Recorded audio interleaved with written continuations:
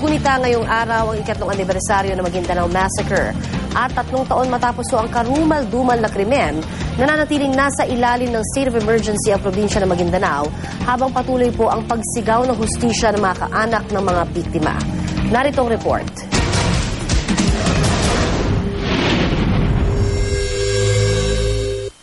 November 23, 2009, nagimbalang sambayan ng Pilipino nang pumutok ang balitang pinatay sa Maguindanao ang mahigit 50 tao na kasama sa convoy ng Mrs. Ninoy Buluan Maguindanao Vice Mayor Esmael Toto Mangudadato. Papunta ang grupong kinabibilangan ng mahigit 30 mamamahayag sa opisina ng COMELEC sa Sharif Agwak para ihain ang Certificate of Candidacy ni Mangudadato para sa pagkagobernador. Kakalabanin niya si Unsay Mayor Andal Ampatuan Jr., anak ng Noy kasalukuyang gobernador. Isang araw matapos ang massacre, idineklara ng Malacanang ang state of emergency sa Maguindanao at hanggang ngayon, nananatili pa rin ito.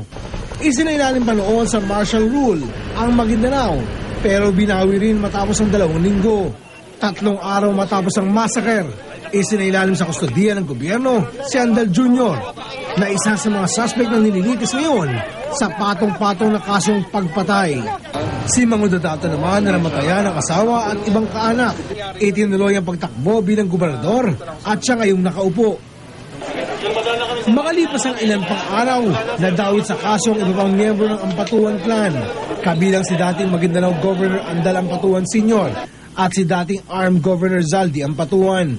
Iginit na mga akusado na wala silang kinalaman sa massacre. Sa ngayon, 78 akusado na ang naaaresto. Sinimulang litisin ang Maguindanao Massacre noong August 2010 sa ilalim ni Quezon City RTC Judge Jocelyn Reyes. Makalipas ng 3 taon mula ng massacre at may 260 pagdinig, wala pa rin katiyakan kung kailan makakamit ng mga kaanak ng 58 na italang biktima ang katarungan.